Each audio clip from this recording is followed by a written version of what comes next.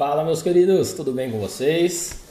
Meu nome é Michel Blume, eu sou hipnoterapeuta, sou formado em medicina germânica e também certificado pelo Instituto Enneagrama no estudo de personalidades. E a gente vai conversar um pouquinho hoje mais a respeito do livro A Arte de Viver, de Epíteto. Nós estamos indo agora para a nossa nona parte. Então a gente está começando na página 103, onde a gente vai entrar em outra parte do livro. Ensinamentos essenciais sobre virtude, felicidade e tranquilidade. Essa parte é muito legal, muito bonita, eu já li ela. No comecinho aqui, né, logo que você vira a página, logo na página de 105, tem uma breve explicaçãozinha aqui de Epíteto e tudo mais, e dos pensadores, né, da época.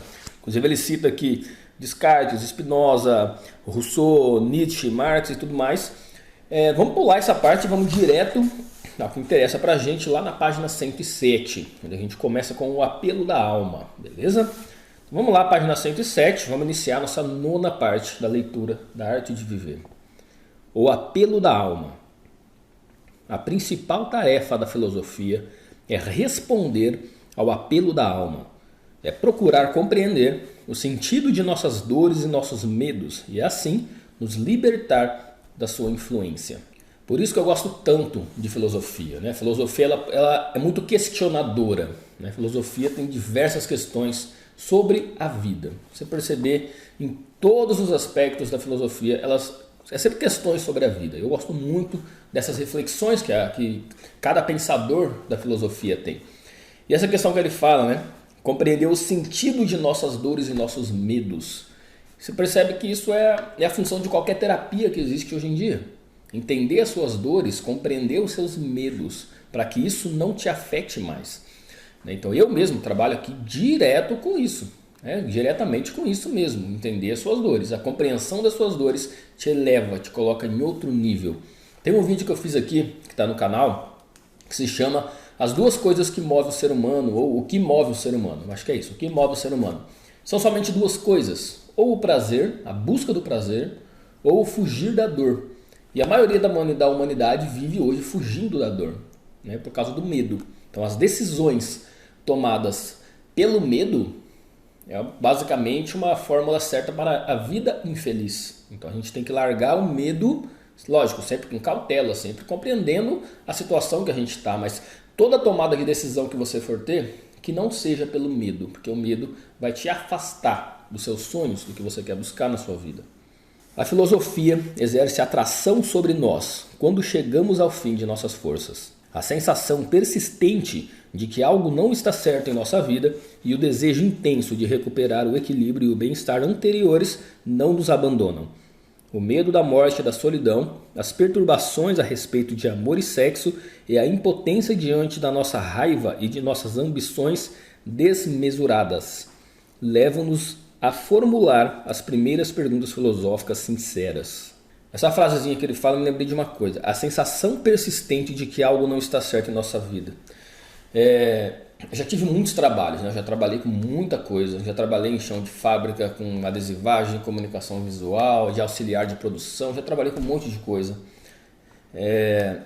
E sempre foram lugares que era um emprego para mim, não era uma paixão. Sempre foram empregos, eu nunca me senti parte daquilo. Inclusive do próprio ciclo social que eu fazia ali, com as pessoas que eu conversava, porque a conversa não batia. Não sei se você já sentou para conversar com principalmente homem, né? Faz muito isso. Senta para falar de carro, futebol e mulher. Eu não consigo sentar com alguém para conversar dessa forma, sinceramente. Carro, eu não me importo nem um pouco com carro. Nossa, mas nada. Nunca me importei com carro. Futebol eu odeio, eu não gosto de futebol. Acho que isso veio do meu pai. Meu pai também não gosta de futebol. Não jogo, não assisto, não tenho time, não torço pra nada e pra mim é muito indiferente. Pra mim é tá lá, eu não ligo nem um pouco pra futebol. Nossa, eu não consigo sentar pra conversar com uma pessoa assim. Então essa questão, né? Essa sensação persistente de que algo não tá certo na nossa vida. Eu sempre sentia isso, que algo não estava certo na minha vida, até conseguir me encontrar com 20 e poucos anos e começar essa busca. Só que para isso, tem que ir lá no parágrafo anterior, entender, compreender o sentido das nossas dores e dos nossos medos. Aí você se conhecendo, você começa a se encontrar e começa uma busca diferente. É verdade, não há nenhum sentido aparente e óbvio para a nossa vida. A crueldade, a injustiça, o desconforto físico, as doenças, os aborrecimentos e transtornos, grandes e pequenos, são fatos comuns de todos os dias. Então, o que fazer a respeito? Como podemos viver uma vida digna apesar da dor e do sofrimento no mundo exterior e da instabilidade de nossas emoções? Como deixar de sucumbir a uma insensibilidade desesperadora e, como um animal de carga, apenas aguentar o tédio e o fardo das responsabilidades indesejadas? É uma visão um pouco diferente que eu tenho da vida, né? Aqui ele está falando de bastante coisa. Crueldade, injustiça, desconforto físico, doenças, aborrecimentos, transtornos. E está na nossa vida todo dia. Como aguentar isso durante a vida, né? Porque a nossa vida inteira vai ser assim, terão essas coisas rodeando a gente. Por mais que a gente não esteja sentindo algo, vai ter alguém que está sentindo. Você vê isso em notícias, você vê isso com um amigo, com uma família, e vê isso acontecendo. Por mais que você se proteja, você não esteja sofrendo, tem alguém ali sofrendo. Mas para mim a gente está nessa vida justamente para aprender. A gente está aqui para aprender, para a gente poder evoluir. Então por isso que isso faz parte, porque os maiores aprendizados que a gente tem na nossa vida são em momentos difíceis. Já parou para pensar o tanto que a gente para refletir em momentos difíceis? Quando está tudo bem, a gente não para refletir, né? Então aí entra a meditação. E eu pratico diariamente a meditação para não me esquecer dessa minha conexão espiritual, minha conexão com Deus, com toda essa energia que rege o universo, né? Então as pessoas geralmente fazem isso na dor. Então a dor ela nos leva ao caminho de aprendizado. Quando a alma grita seu apelo, é sinal de que chegamos a um estágio necessário e maduro de reflexão sobre nós mesmos. É o que eu acabei de falar. O segredo é não ficar bloqueado nesse ponto, perturbado, torcendo as mãos, mas ir em frente, decidido a curar a própria vida. O que a filosofia nos pede é uma opção pela coragem. Seu remédio é expor sem hesitar, inflexível e obstinadamente, as premissas falsas e enganadoras nas quais baseamos nossa vida e nossa identidade. Legal ele falar de coragem aqui. Para mim, o que eu aprendi sobre coragem é que é justamente agir com o coração. Coragem, agir, coração. E faz muito sentido isso. Vem essa questão da intuição, né? Quantas vezes as pessoas somente trabalham com a cabeça, mas não com o coração, né? E quando a gente passa a ouvir o nosso coração, a nossa vida toma rumos diferentes, rumos de plenitude, de prosperidade. Página 109, vamos lá. O verdadeiro propósito da filosofia. A verdadeira filosofia não envolve rituais exóticos, liturgias misteriosas ou crenças originais. Também não se resume a teorias e análises abstratas. A verdadeira filosofia é evidentemente o amor à sabedoria. É a arte de viver bem a vida. Como tal, precisa ser resgatada dos gurus religiosos e filósofos profissionais para não se deixar explorar como um culto esotérico, ou um conjunto de técnicas intelectuais desconexas, ou um jogo de quebra-cabeça que sirva apenas para exibir sua inteligência. A filosofia é destinada a todos e só é praticada de modo autêntico por aqueles que a associam à ação do mundo, visando a uma vida melhor para todos. A vida, né, essa questão de... Eu acredito assim, todos nós temos capacidades únicas, que são só nossas. Eu tenho capacidades que ninguém mais tem no mundo. Você tem capacidades que ninguém mais tem no mundo. Então, a gente descobrir essas capacidades que nós temos, a entrega delas com amor para o mundo e a servidão. Você servir ao próximo. Uma vida melhor para todos. Visando uma vida melhor para todos. Então, não é somente eu, ego, egoísta, para mim, para mim, para mim. É para todos. A natureza... ela é uma doação. A árvore não faz frutos para ela mesma, né? A árvore faz frutos para os animais, para nós. Você vê passarinhos que vão lá, comem a fruta. A semente ela vai parar em outro lugar pela boca do passarinho, cai na terra e brota uma outra árvore. E assim as coisas vão se proliferando. A entrega, a doação, eu acho que é a base da vida, né? Ele fala aqui também o amor à sabedoria. Então sabedoria e conhecimento é bem diferente, né? Eu acho que tem 3 níveis. Tem a informação, tem o conhecimento e tem a sabedoria. A sabedoria para mim é muito diferente dos outros dois, do conhecimento e da informação, né? Porque a sabedoria ela é uma aplicação. Ela é basicamente A prática com a inteligência do conhecimento que você tem. Ter só conhecimento não adianta muita coisa, mas você ter sabedoria, eu acho que é a resposta para a vida. O propósito da filosofia é iluminar os caminhos de nossa alma que foram contaminados por convicções infundadas, desejos descontrolados, preferências e opções de vida questionáveis que não são dignos de nós. O principal antídoto a tudo isso é um autoexame minucioso aplicado com bondade. Além de erradicar as doenças da alma, a vida de sabedoria também pretende despertar-nos de nossa apatia e introduzir-nos no caminho de uma vida ativa e alegre. O principal antídoto a tudo isso é o autoexame minucioso aplicado com bondade. Aí a gente está falando de autoconhecimento de novo. A gente não consegue conhecer o outro, ter empatia pelo outro, mudar o mundo mesmo, se a gente não se conhecer. A gente tem que se conhecer, a gente tem que ter essa busca de autoconhecimento, de nos conhecermos, de parar de viver somente no automático, de parar de ser feliz na sexta-feira às 18 horas. A felicidade tem que estar constante. Se a sua vida só é feliz na sexta às 18, você está no caminho totalmente errado. Tá? Então, se conheça o mais profundamente que você puder. E essa busca de autoconhecimento, ela é dolorida, só que ela é uma felicidade enorme também. Eu te garanto isso, porque eu passei por isso, eu estou passando. Acredito que o autoconhecimento é uma busca para a vida inteira. A gente vai se conhecendo a vida inteira. Busque saber quem você é também.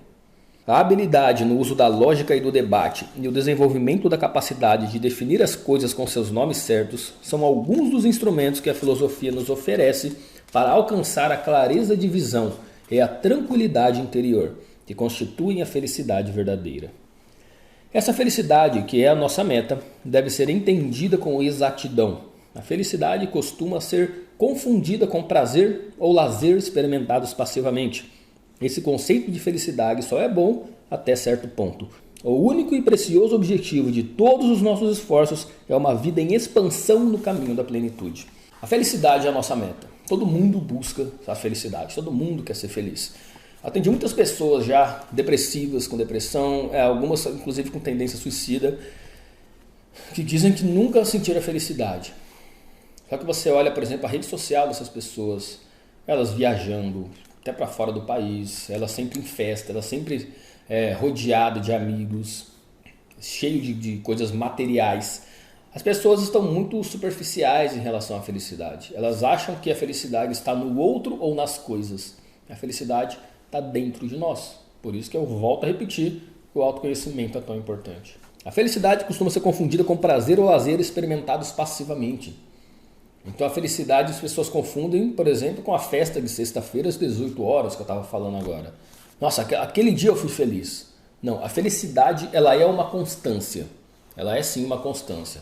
E a felicidade tem inclusive meios de tristeza no meio dela. Porém, nós vivemos momentos de prazer, o que é diferente. As pessoas confundem esses momentos de prazer com a felicidade. A verdadeira felicidade é um verbo. É o desempenho contínuo, dinâmico e permanente de atos de valor. A vida em expansão, cuja base é a intenção de buscar a virtude, é algo que improvisamos continuamente, que construímos a cada momento. Ao fazê-lo, nossa alma amadurece. Nossa vida tem utilidade para nós mesmos e para as pessoas que tocamos. Desempenho contínuo, dinâmico e permanente de atos de valor. Quem você conhece que faz isso hoje em dia? Sério, você para pensar, as pessoas estão em busca de servir a elas próprias. Não existem muitos atos de valor que a gente pode ver hoje. Isso é muito triste. Isso é muito triste, muito perigoso para a humanidade como um todo. O caminho que a gente está pegando é muito perigoso. Ao fazê-lo, a nossa alma amadurece. É justamente o que eu sinto. A felicidade ela não está no corpo físico. A felicidade é uma coisa de alma, é uma coisa de espírito. Então a gente tem que compreender isso, a gente tem que buscar essa felicidade da alma. E aí entra a tal da intuição, a tal de agir com o coração que eu estava falando agora. Nós nos tornamos filósofos para distinguir o que é realmente verdadeiro do que é meramente o resultado acidental do raciocínio incorreto, das avaliações erradas adquiridas de modo imprudente, dos ensinamentos bem intencionados, mas equivocados de pais e professores e da aculturação que absorvemos sem refletir. Quantas vezes a gente não absorve as coisas sem refletir sobre isso? A gente simplesmente aceita, porque é fulano que está falando. E esse fulano podem ser nossos pais mesmos, né? Então, pense o seguinte, as pessoas só fazem o que elas aprendem. Elas só fazem o que elas aprendem. Uma pessoa só desenha de forma realista porque ela aprendeu aquilo. Da mesma forma, você só sente medo se você aprendeu esse medo. Você só sente felicidade se você aprender a felicidade. Então, a gente absorver as coisas sem refletir é muito perigoso. Vou explicar o porquê. Tem uma história que conta sobre uma mulher que ela estava cortando a cabeça do peixe para colocar numa panela enorme assim, ficava sobrando espaço. E a filhinha dela perguntou: mamãe, por que você corta a cabeça do peixe? O peixe cabe inteiro aí. Ela: minha filha, tua mãe fazia assim, eu faço dessa forma também. Ou seja, a mulher não sabia o porquê que ela fazia dessa forma. Simplesmente repetia os atos da mãe dela. A menininha chegou para a avó, no caso, falou: por que a senhora fazia assim, vovó? Para cortar o peixe? Não estou entendendo. Cabe inteiro na panela? Falei: mas a minha mãe fazia assim, a sua bisavó fazia dessa forma e eu faço dessa forma desde então. A menininha foi lá na bisavó, que ainda era viva, e perguntou: Bisa, por que você faz assim? Por que a senhora cortava o peixe desse jeito, se cabe inteiro na panela? A mamãe está fazendo desse jeito, eu quero saber. Ah, minha filhinha, minha netinha, né? A bisnetinha. A panela que a vovó tinha, a vovó era muito pobre, ela tinha uma panela bem pequenininha, então a avó tinha que cortar em pedaços para poder colocar ali e caber dentro tudo. Então por isso que a vovó arrancava a cabeça. Para pensar. Hoje não tem mais necessidade de ser dessa forma, porque a mãe tem uma panela enorme, mas a bisavó fazia daquele jeito porque servia a ela naquele momento. E muito do que a gente absorve não nos serve. Serve para o outro, serve para outra época, mas não nos serve mais. Não nos serve mais. A gente tem que refletir sim o que a gente absorve. O que a gente absorve é o que a gente cria na nossa cabeça, é o produto que a gente entrega para o mundo. Então é muito importante a gente refletir. Para aliviar o sofrimento da alma, precisamos nos entregar a uma introspecção disciplinada, na qual realizamos exercícios mentais para fortalecer nossa capacidade de descobrir quais são as convicções e os hábitos sadios e quais são os prejudiciais causados pela negligência. Ele está falando o que fazer. Essa introspecção disciplinada é o autoconhecimento, você parar e refletir. Peraí, aquela pessoa está me falando aquilo por quê? Ela aprendeu dessa forma. Se a pessoa acredita em algo, é porque ela aprendeu dessa forma. Por que ela aprendeu dessa forma? Me serve ou serve somente para ela? Ou às vezes nem para ela serve mais, igual essa história da mãe. A gente tem que parar para refletir o que nos serve, o que não serve. Se serve, por que serve? Por que está nos servindo? Não é? Então, se isso está me servindo, vai servir só para mim ou vai servir para o outro também? Eu acredito que as decisões que a gente toma na vida têm que ser boas para nós e para o mundo inteiro, não somente para nós, de forma egoísta. A gente sempre tem que olhar que a fraternidade é o que a gente tem de melhor, o amor ao próximo é o que a gente tem de melhor. A gente só consegue entregar amor para o mundo se nós nos conhecemos, se nós temos amor próprio também. Então por isso que é importante a gente se conhecer, a gente se amar, a gente aceitar as nossas dores, aceitar os nossos medos para poder controlá-los. A gente aceitando as emoções negativas que nós temos, e todos nós temos, é que a gente consegue deixar que elas fiquem no controle. Nós passamos a controlá-las. Então por isso que é importante, certo? Bom, estamos passando aí um pouquinho de 20 minutos, talvez com a edição fique um pouquinho abaixo, não sei. A gente vai continuar na página 111, é uma parte mais grandinha, não vou continuar hoje não. Vou continuar na página 111 depois, para a gente continuar a nossa 10ª parte, estamos indo para a 10ª parte já da leitura, de A Arte de Viver de Epíteto, beleza? Já tenho uma ideia do próximo livro que a gente vai ler, vou fazer algumas observações e no final dessa sériezinha aqui eu conto para vocês qual o livro que vai ser o próximo, beleza? Me colocaram aqui um livro, tá? Eu não lembro, não, acho que é Eglandini, te agradeço muito pelo livro que você indicou, que é O Caminho da Luz, né? O Caminho da Luz do... não lembro o nome do autor agora. Eu não encontrei esse livro, certo? Eu não encontrei esse livro, ele não tem na Amazon, ele nem encontra na Amazon. Só encontrei em 2 sites, de livrarias, só que eles não fazem o frete para cá, nas livrarias aqui da minha cidade não tem. Não consegui encontrar o livro, porém eu consegui encontrar ele em inglês. Tá? Ele é um pouquinho mais caro, lógico, mas eu consegui encontrar ele em inglês. Na semana que vem está chegando aqui para mim. Quando eu chegar, eu mostro para vocês. Mas eu vou ter que fazer a leitura dele em inglês para poder passar para vocês aqui em português as reflexões, certo? Por ser um livro em inglês, eu vou deixar ele um pouquinho mais para frente, porque eu demoro um pouco mais para ler livros em inglês. Eu tenho alguns aqui, mas eu acabo demorando um pouquinho mais, é normal, não é minha língua nativa, né? Então eu tenho que... Algumas palavras que sempre tem alguma palavra ou outra que a gente não compreende o significado, a gente tem que estudar um pouquinho a respeito dela. Então as leituras que eu faço em inglês são um pouquinho mais demoradas, tá? Então eu vou fazer sim desse livro que você me indicou. Te agradeço por isso, parece ser um livro muito bom, porém vou ter que fazer ele em inglês, certo? Mas eu vou deixar ele mais pra frente. Antes dele eu vou fazer um outro livro, que eu já tenho uma ideia de qual vai ser, e a gente vai conversando mais na 10ª parte aqui do Arte de Viver de Epíteto. Se você tem alguma ideia de livro também, pode deixar aqui embaixo. A gente faz um montante de livro aí que eu vou comprando, vou fazendo a leitura. A gente vai fazendo todas as observações e comentários aqui no canal. Beleza? Um grande abraço, muito obrigado por acompanhar, muito obrigado por assistir até aqui. E a gente vai se falando mais no próximo vídeo. Um abraço e até mais.